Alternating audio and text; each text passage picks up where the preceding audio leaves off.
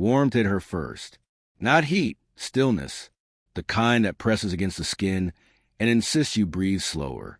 Her shoulder caught the doorframe as she pushed inside, the bell above the door chiming once, softly, like it didn't want to draw attention.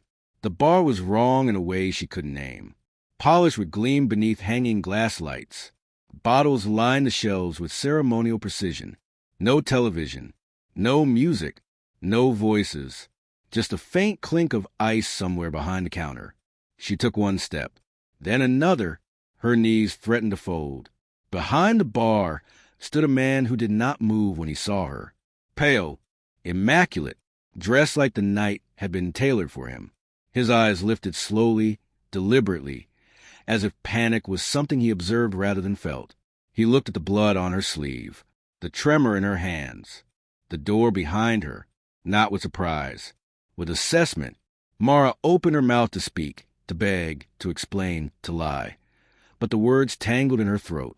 The man reached for a glass instead, setting it on the bar between them with careful restraint, as though sudden movements were unnecessary here.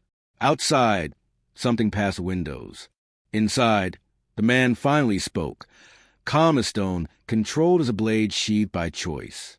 And Mara understood, too late and all at once. She hadn't run into safety. She had run into power. Rain turned the street into a sheet of broken light. Every step a gamble for traction. Mara ran anyway, her breath toward her throat, sharp and shallow, each inhale burning colder than the last. Somewhere behind her, the sound of footsteps echoed and vanished. Echoed again, impossible to place. The rain swallowed everything. Footfalls, engines, even her own voice when a sob slipped loose.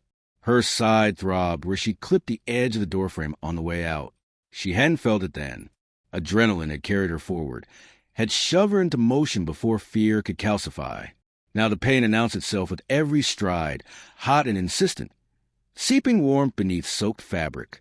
She pressed a hand there for half a second, felt slickness, and pulled it away again. Slowing down was not an option. Victor's voice followed her, not loud, not angry. That was the worst part. It never had to chase her. It lived in her head, calm and patient, like it had all the time in the world. You don't need to do this. Come back. We can fix it. The words arrived fully formed, wrapped in certainty, as if he were standing right beside her instead of streets away, as if she hadn't already learned what fixing it meant. She cut left, then right, choosing turns at random. Her sense of direction collapsed into instinct. Away, away, anywhere that wasn't there. Water soaked through the thin soles of her shoes, squelching with each step. One heel caught in a crack and snapped clean off. She didn't stop to kick it free. She kept running, uneven now, her gait breaking down as the street lights thinned. The neighborhood changed without asking her permission. Storefronts with bright windows gave way to darkened glass. Neon signs flickered, then went out altogether. The sidewalks grew narrower, buckled and scarred.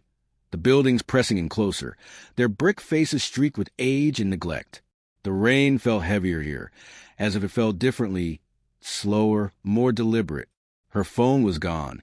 She reached for it on instinct, fingers closing on empty air, and the realization hit like a punch to the ribs. She didn't remember dropping it. Only the image flashed back, her own reflection warped in the screen, his hand coming down, the sound of plastic skittering across tile. It was somewhere behind her now, shattered or intact. It didn't matter. Going back was unthinkable. She stumbled, caught herself on a wall slick with grime, palms scraping raw. For a heartbeat she stayed there, bent over, rain running down her spine, lungs heaving. The city seemed to hold its breath with her. Then a car engine turned over in the distance, slow and deliberate, and panic snapped tight again. She pushed off the wall and ran harder, muscles screaming in protest. The streets narrowed into alleys she didn't recognize, then widened into an industrial stretch where warehouses loomed like sleeping animals. No signs, no windows, just the long, dark lines of buildings and the echo of her own movement. The rain softened here, falling at an angle, barely touching the ground before it slid away into gutters clogged with debris. Her vision tunneled. The edges of the world blurred and pulsed. her heartbeat loud enough to drown out everything else. She tasted metal, coppery and sharp, the ground pitched beneath her feet, and for a terrifying second she thought she was going to fall. If she fell, she wouldn't get back up. She knew that with absolute certainty. She forced herself to look ahead. At the far end of the block, something glowed. Not bright, not loud, just steady. An amber light spilled through tall windows, untouched by the flickering darkness around it. It didn't strobe or buzz. It simply existed, a warm line against the cold geometry of the street. A bar, her mind supplied distantly, clinging to familiar word like a lifeline. Inside is not outside. The thought wasn't hope. It was calculus. Walls, doors, people, rules. Anything was better than the open street, better than being visible and moving and alone. She angled toward the light, her steps faltering as exhaustion finally began to win ground. As she drew closer, the sounds of the city fell away. The rain quieted. The wind dropped. Even her own breathing seemed muffled, as if the air thickened around her. The windows reflected her back at herself, wild-eyed, hair plastered to her face, blood darkening the sleeve of her jacket. For a split second she barely recognized a woman staring back. Her hand closed around the door handle.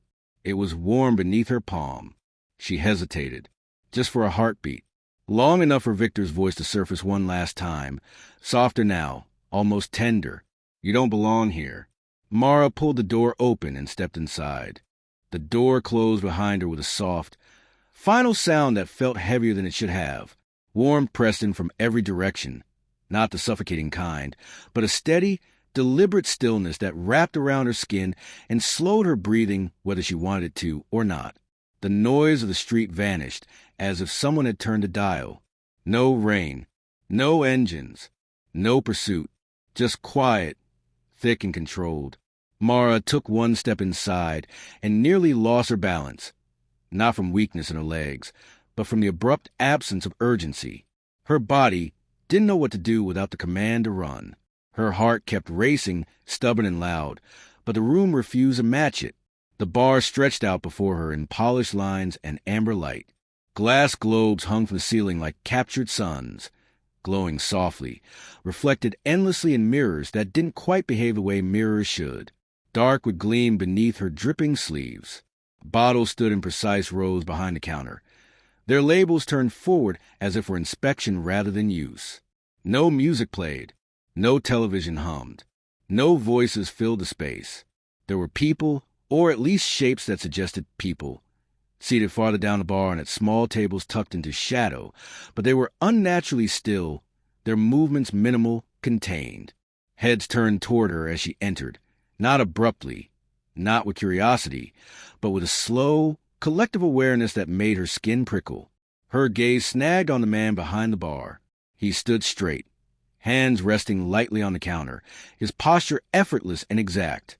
Pale skin caught the warm light and reflected it back coolly, like marble polish smoothed by time. His hair was pulled back from his face, silver blonde and immaculate, not a strand out of place. He wore black, tailored and elegant, the fabric catching subtle patterns when he shifted, as if it remembered being something older than cloth. His eyes lifted to meet hers.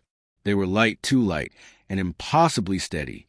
They didn't widen when he took in the blood on her sleeve, the tremor in her hands, the way she hovered near the door like an animal expecting a trap. They didn't soften either. They assessed, measured, calculated distance, weight, damage. Mara opened her mouth, a dozen explanations colliding in her throat. "Help, please. Someone's coming. I just need..." He moved before she could speak. Not quickly, not urgently, just decisively. He turned, selected a glass from beneath the bar, and filled it with water from a carafe that hadn't been there a moment before. The ice clinked once as he set it down between them, exactly within her reach, his movements controlled to the point of ritual. "Drink," he said. His voice was calm, low, unhurried, not kind, not cruel, certain. The word cut through the chaos in her head more effectively than any comfort could have. Her hands shook as she reached for the glass, fingers brushing the cold surface. She expected pain, dizziness, something dramatic to accompany the act of stopping. Instead, the first sip grounded her. The water was cold and clean, shockingly real. She drank again, then again, faster now, as if afraid it would be taken away. Her shoulders sagged as a tension she'd been holding, without realizing it began to loosen its grip. Not all at once, just enough to hurt. The room seemed to tilt, not because she was falling, but because she no longer had to stay upright through sheer force of will. Her knees threatened to buckle, not from injury, but from release. She gripped the edge of the bar, knuckles whitening, breath hitching as the adrenaline finally began to burn itself out. The man watched her without moving. He did not ask her name. He did not ask what had happened. He did not look toward the door, as if expecting trouble to follow her inside. The absence of questions was louder than any interrogation. Her voice cracked, splintering under its own weight. She tried again. I can't. That is acceptable, he said evenly. Something in her chest gave way at that. Not a sob, not yet, but a sharp, internal collapse, like a support beam snapping. She pressed her forehead briefly against the cool of the bar, eyes squeezed shut, and for the first time since she started running, she stopped thinking in terms of next steps. Her body stayed upright. Her mind did not. The man stepped closer then, just enough for her to register his presence more fully. There was no heat coming off him, no smell of sweat or alcohol or smoke. He smelled faintly of old paper and something mineral, like stone after rain. You are safe, he said, and the words landed with unsettling weight. Mara lifted her head slowly, meeting his gaze again. The instinct to distrust flared sharp and bright. Safe was a dangerous word. Safe was a promise men made when they wanted you to stop resisting. From the streak, he clarified, as if reading the thought before she could hide it. For now, the precision of that nearly undid her. She swallowed, fingers tightening around the empty glass. The bar felt solid beneath her palms. The floor didn't sway. The door behind her stayed closed. No footsteps approached. No voice called her name. Shock gave way to disorientation. Disorientation to a fragile, cautious relief that she didn't trust and couldn't afford to lean into fully. She straightened a fraction, forcing herself to stand on her own, even as her legs trembled. Thank you, she said finally, the words automatic, ingrained. The man inclined his head slightly, the gesture more acknowledgement than acceptance. You may stay, he said, as long as you understand where you are. Mara looked around the bar again. The still figures, the controlled quiet, the sense that she had crossed some invisible boundary she couldn't step back over easily. And where is that? She asked. His eyes held hers, ancient and unreadable, and for the first time since she'd entered, something like interest flickered across his expression. My domain, he said calmly. Mara felt the weight of the words settle around her, heavy and unmistakable. This was not refuge.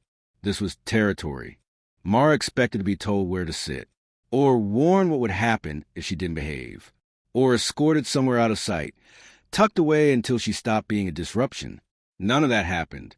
Lucian stepped back from the bar and motioned once, an economical gesture that left no doubt it was permission rather than suggestion. You may remain here tonight, he said. No one will trouble you.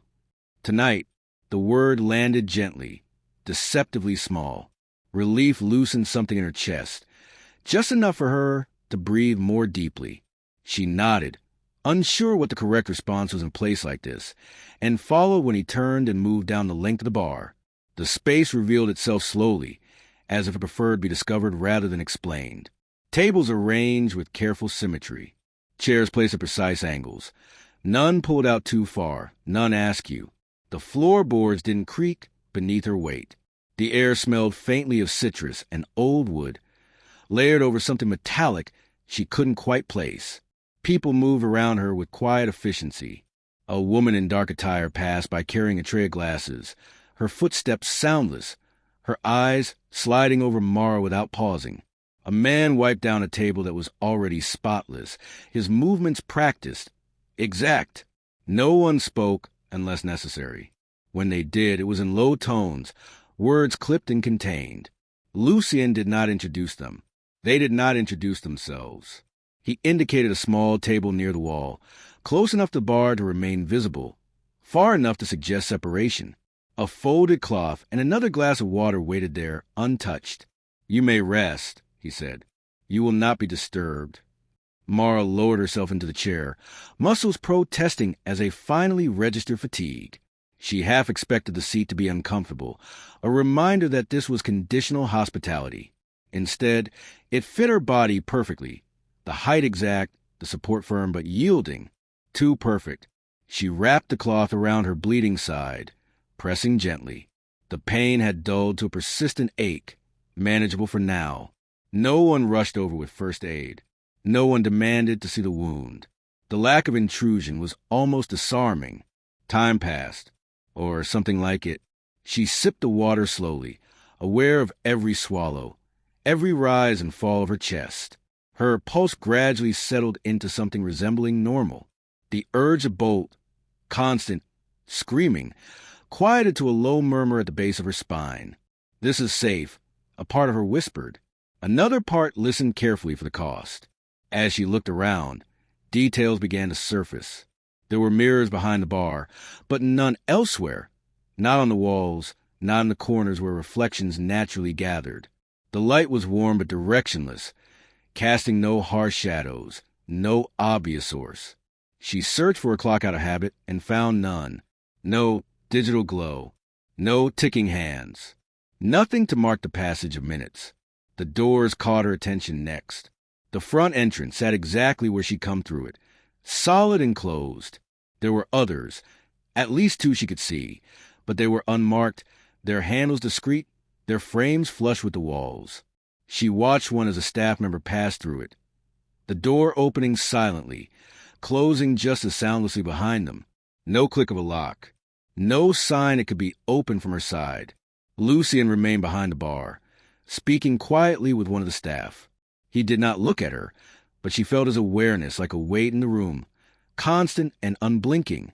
When someone laughed softly at a table across the room, the sound cut off abruptly, as if they'd realized too late where they were. Rules, she thought. Unspoken, but absolute. She shifted in her chair, testing the space. No one corrected her. No one told her to sit still. But she became aware of the way movement drew attention, how stillness seemed rewarded with invisibility.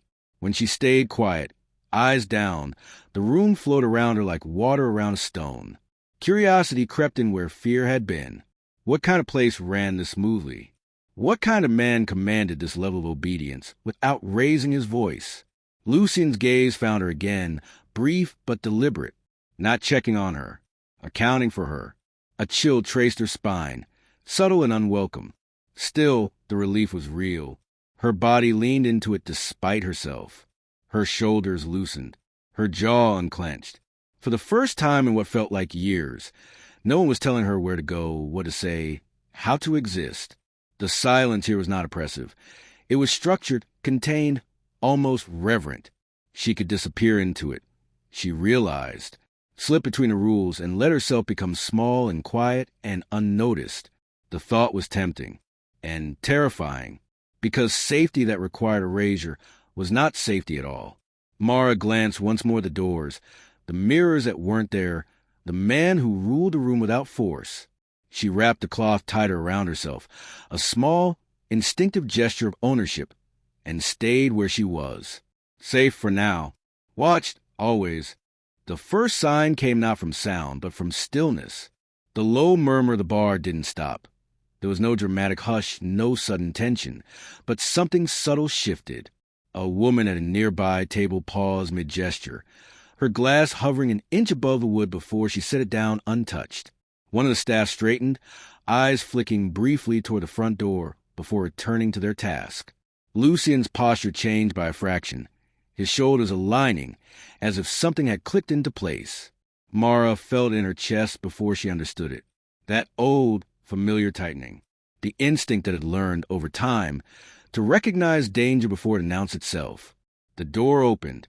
Two men stepped inside, rain clinging to their coats, boots tracking water across the immaculate floor.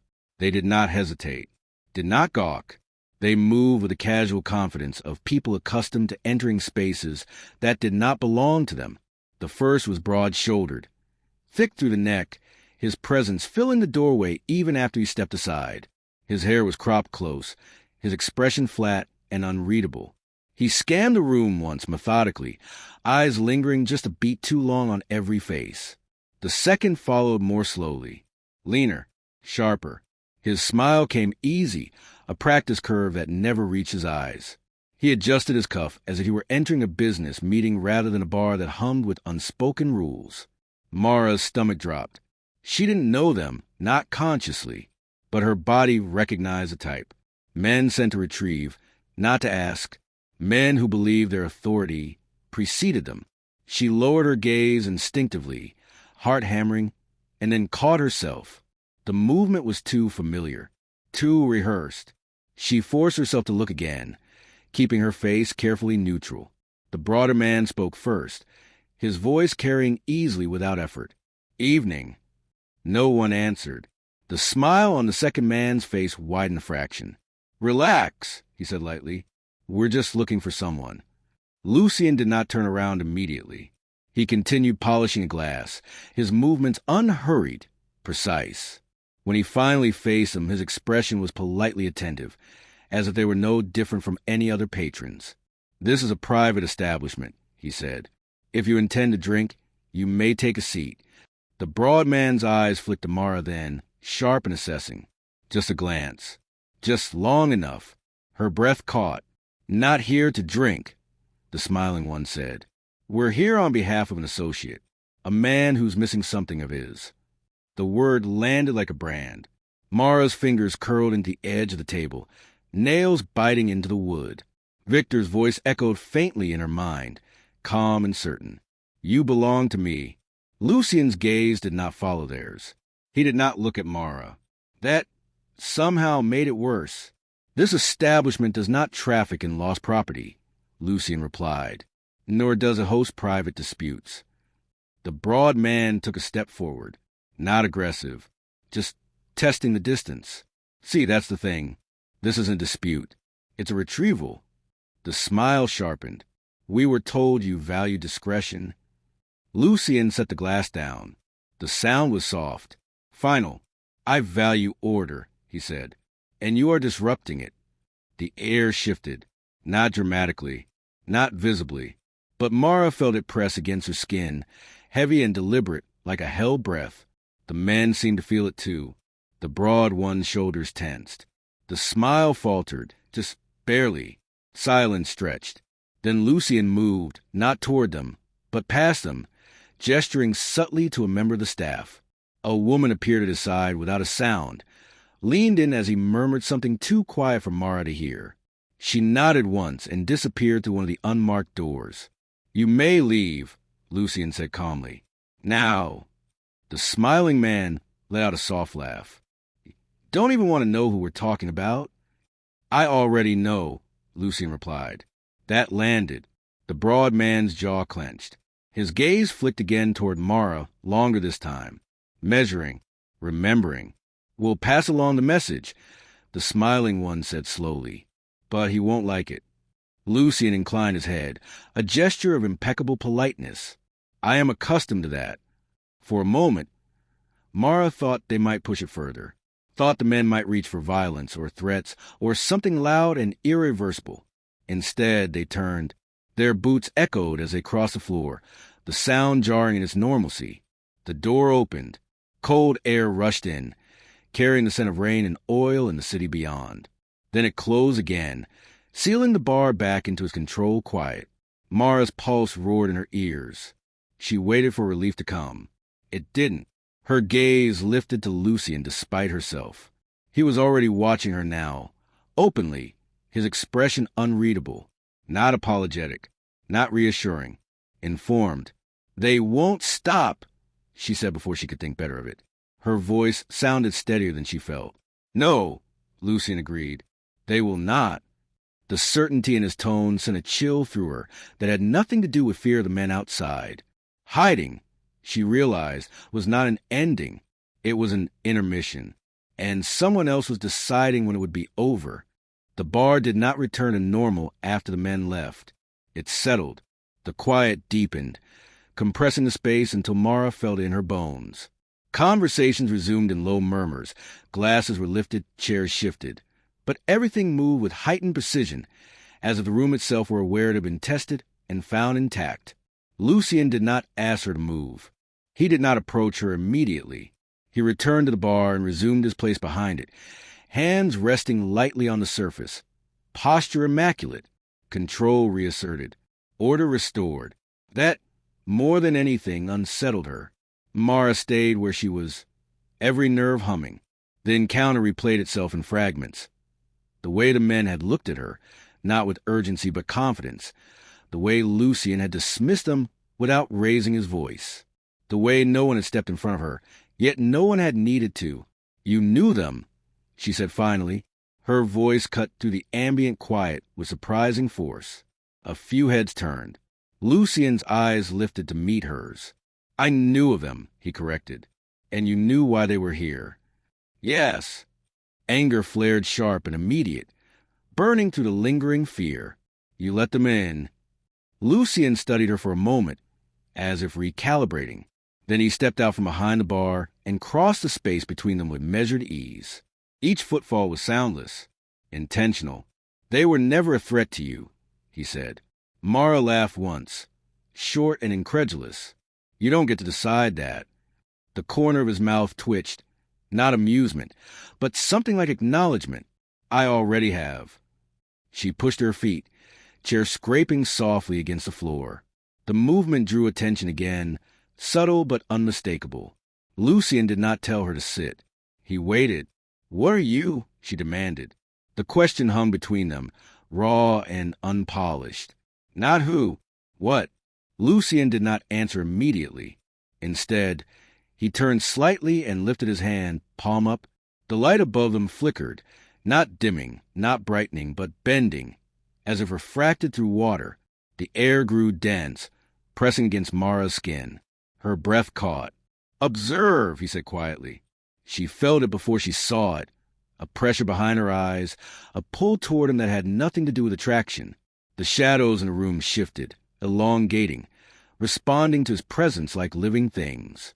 Somewhere across the bar, a glass cracked with a sharp, brittle sound. Lucien closed his hand. Everything snapped back into place. No explosion, no violence, no spectacle, just the aftermath. Mara stood frozen, heart pounding, the world suddenly too fragile, too easily altered. Her mind raced through explanations, grasping for rational ground and finding none that held. "You're not," she stopped, swallowed. "You're not human." "No," he agreed. The word landed cleanly, without drama. He did not bear fangs, did not glow or snarl or posture. He simply was, and that was far more terrifying. Shock hit first, a cold wave that left her dizzy. Then anger surged in behind it, hot and reckless. "So that's it?" she snapped. "You play bartender and God at the same time? You decide who comes in, who leaves, who lives?" Lucien's gaze sharpened, but his tone remained even. "I decide who is harmed within my domain." "I didn't ask for your domain," she shot back. "I ran in here because I didn't want to die." "And you won't," he said calmly. The certainty in his voice made her chest tighten. "You don't know that." "I do." She took a step toward him before she could stop herself, defiance crackling through her fear. "You sound just like him." Something shifted then, not in the room, but in Lucien, a stillness, deeper than before. "Do not confuse us," he said softly. "You both talk about protection like it's a gift," Mara said, her voice shaking now with fury. "Like I should be grateful you're deciding my fate for me." Lucien held her gaze, unblinking. "Protection is not a negotiation," he said. "It is an inevitability when forces like his are involved." "So I'm what?" she demanded. "A problem you manage? A piece you move?" "You are alive," he replied. "That is not nothing." Her hands clenched at her sides. "It's not enough." Silence stretched between them, taut and dangerous. For a moment, she thought he might assert himself, might remind her, unmistakably, of the power imbalance she was challenging. Instead, he stepped back just one pace. The restraint in that movement was deliberate, almost painful to witness. "You are angry," he said. "That is reasonable." "I'm not reasonable," Mara said. "I'm done being owned." Lucian regarded her with something new in his eyes. Not surprise, not disdain, but interest sharpened by caution. "You are here," he said, "and while you are, there are realities you cannot change." Mara lifted her chin. "Then don't confuse my staying with my surrender." For the first time since she had entered the bar, Lucian did not respond immediately. And in that pause, brief and fragile, Mara felt something shift, not in the room, but in herself. Shock hardened into resolve. If this place was a cage, she would not pretend it was a sanctuary. And if Lucian was inevitable, then so was her resistance. Lucian did not offer explanations immediately. The bar had thinned without Mara noticing. Patrons drifted away in ones and twos, not hurried, not alarmed. Simply gone, as if the room itself had decided how many witnesses were necessary. The light dimmed slightly, settling into a deeper amber that softened edges without concealing them. Lucian gestured toward the far end of the bar, where a narrow alcove opened into shadow. "Walk with me," he said. It was not a command. That made it worse. Mara hesitated, then followed, every step deliberate. The alcove held a small seating area. 2 chairs, a low table, nothing decorative beyond a single glass vessel resting on a shelf. It contained no flowers, only dark water, perfectly still. "They are gone," Lucian said, noticing her glance back toward the main room. "We may speak freely." "About what?" Mara asked. "About why you are angry," he replied, "and why you should be." She folded her arms, bracing herself. "This isn't where you tell me I'm special, is it?" "No," he said. "This is where I tell you that you are not." The honesty caught her off guard. Lucian took the chair opposite her, but did not sit immediately. He rested a hand on the back of it, gazed distant now, unfocused in a way that suggested memory rather than avoidance. "There have been others," he said. "Women who arrived as you did. Desperate, wounded, certain that survival required permission." Mara's chest tightened. "You collect them?" Lucian's eyes flicked back to hers, sharp. "No." He sat. "Elira Voss came to me believing obedience was love," he continued. "She learned quickly. She followed every rule, anticipated every preference. She became what she thought safety required." Mara swallowed. The description landed too close to home. "She was never harmed," Lucian said. "Not once. She lived comfortably, lavishly even, and—" Mara pressed. "And she disappeared," he said, "piece by piece. By the time she realized she no longer recognized herself, she did not know how to leave." Mara's fingers curled into her sleeves. "Did you stop her?" Lucian shook his head once. "I believed I was protecting her." The words echoed painfully familiar logic. "And the other one?" Mara asked quietly.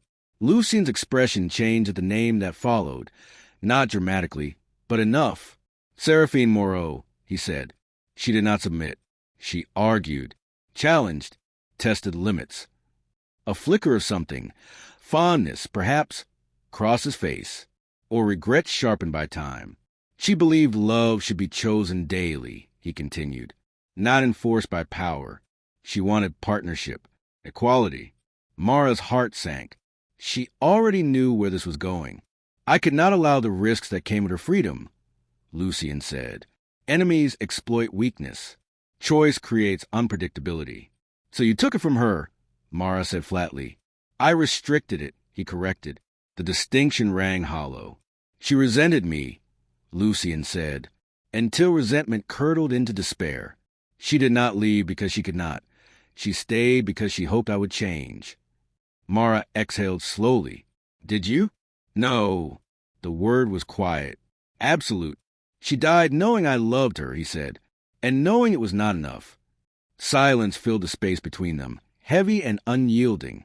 Mara felt something open in her chest.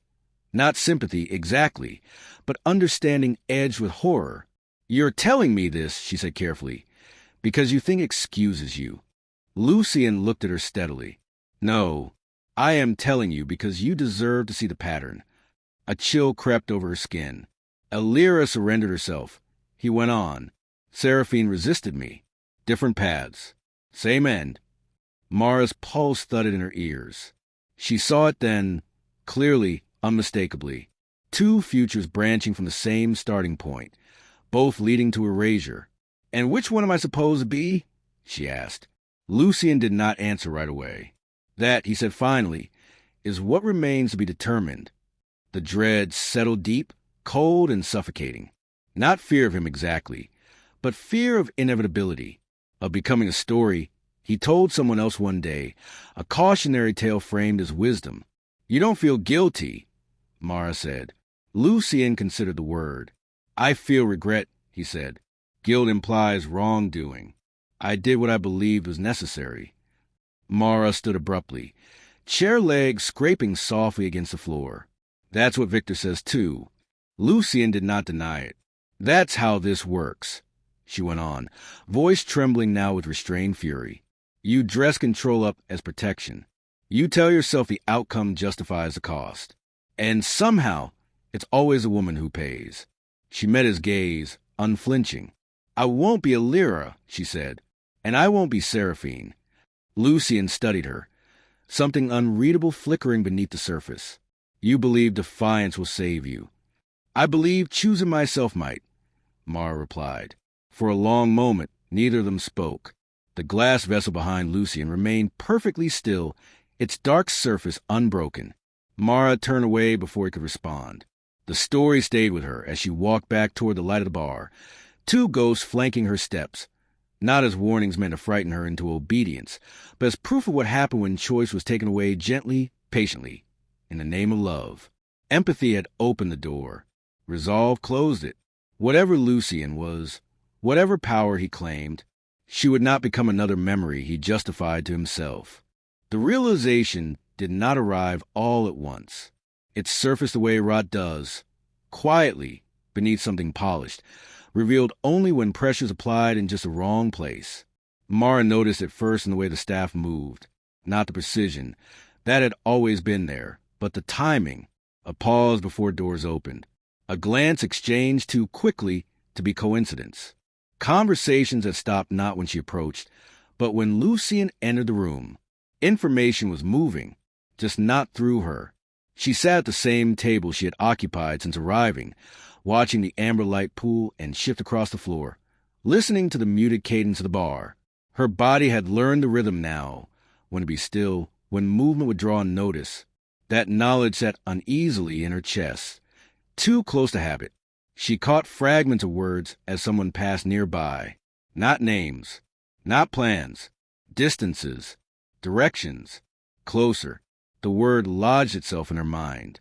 She rose quietly and crossed the room, footsteps measured, pulse steady in a way that felt almost wrong. Lucian stood near the bar's far end, speaking with one of the staff in tones too low to decipher. He did not stop when he noticed her approach. That was the first confirmation. Tell me, Mara said. The staff member stiffened, eyes flicking to Lucian. He lifted a hand slightly, and they retreated without a word, disappearing through one of the unmarked doors. Lucian turned to her fully. You should be resting. Victor's closer, she said. How much? A beat. Near enough, he replied. The simplicity of the answer hit harder than any lie could have. You knew, Mara said slowly. Didn't you? Lucian did not deny it. Yes. The room seemed to tilt, not violently, not suddenly, but enough to throw her off balance. You told me I was safe. You are, he said calmly. No, she snapped. I'm contained. Lucian's expression remained composed, but something hardened behind his eyes. He is being drawn into a space where he can no longer harm you. You mean your space, Mara said. Your rules. Your timing. She stepped closer, anger sharpening her movements now, stripping away the caution she'd been cultivating. You let him come. You let those men test the edges. You didn't stop him. You manage him. Lucian regarded her steadily. This is how threats are neutralized. This is how pawns are placed. Silence pressing around them, thick and unyielding. "I did not deceive you," Lucian said. "I simply did not burden you with inevitabilities you could not change." Mara laughed, the sound brittle. "That's what you call it? Not deception, efficiency." "You are alive because I anticipated him," Lucian replied. "Because I understood his persistence, his entitlement." Her chest tightened painfully. "So you decided for me. Again." Lucian took a step toward her, and this time she did not retreat. "I decided to protect you." "No," she said, voice shaking now with restrained fury. "You decided to use me as gravity, to pull him where you wanted him." "You were always the center of this," he said. "That is not something I created. But you exploited it." Mara shot back. "You let me believe this place was refuge when it was a staging ground." Lucian's jaw tightened. "Would you have stayed if you knew?" The question was quiet, calculated. The answer burned in her throat. "No." "There it is," he said softly. "Then the outcome would have been worse." Something inside her snapped. "So my consent was optional," she said. "Inconvenient. Something you could discard as long as the result aligned with your idea of safety." Lucian did not flinch. "Consent does not negate consequence. And power doesn't excuse control," she replied. The words hung between them, sharp and irrevocable. For a moment, she thought she saw something like regret flicker across his face.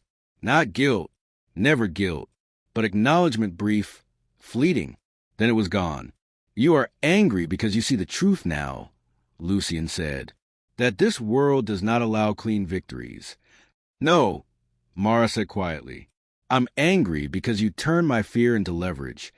She stepped back, the distance deliberate, protective. The warmth she had felt here curdled, revealing its true shape, not comfort, but containment. The rule she had sensed now stood fully formed, unmistakable. She had not been sheltered. She had been positioned. "I won't play this role," she said. Lucian watched her, unreadable. "You already are." Mara shook her head. "Not anymore." She turned away from him then, not in panic, not in retreat, but with a clarity that cut to the rage like cold air.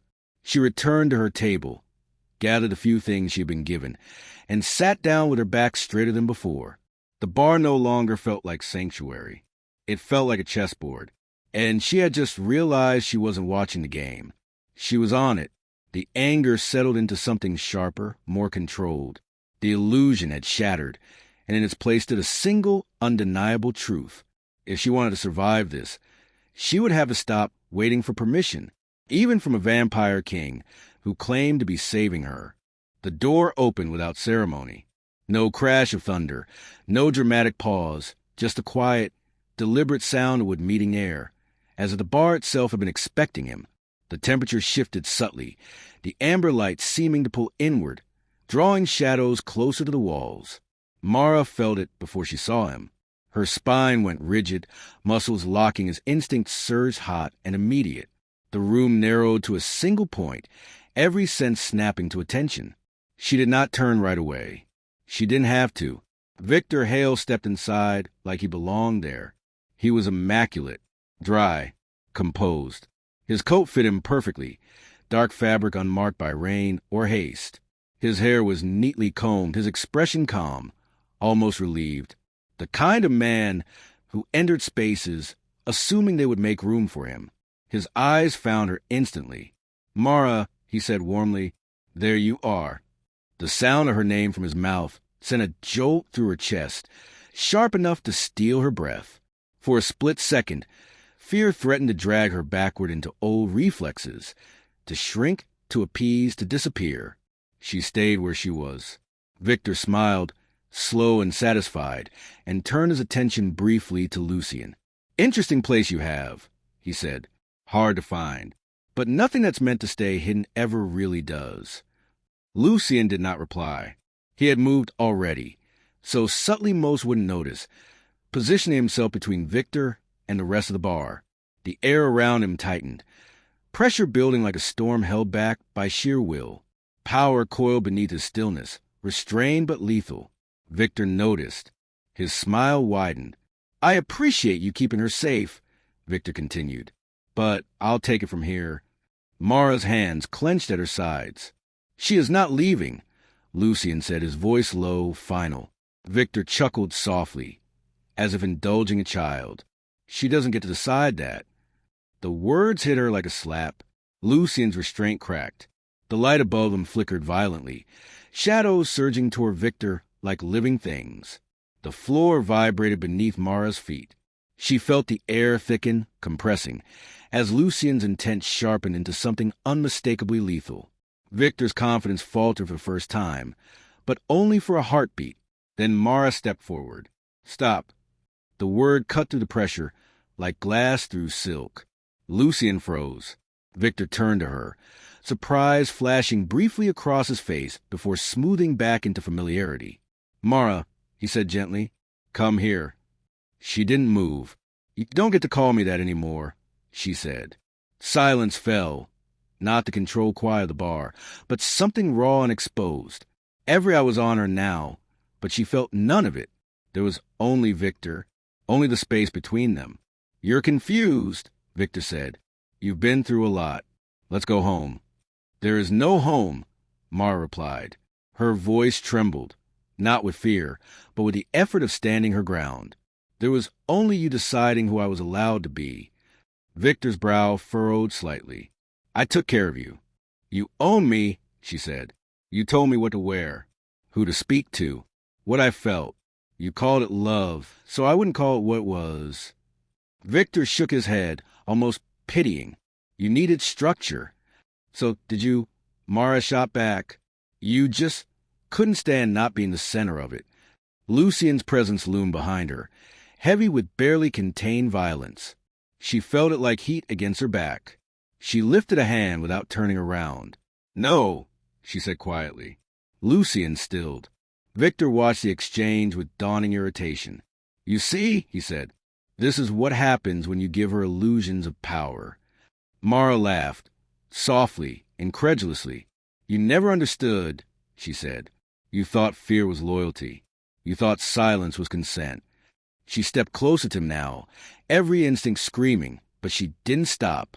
"I stayed because you taught me that leaving meant destruction," she continued. "That without you I was nothing." Victor's jaw tightened. "And look where that thinking got you."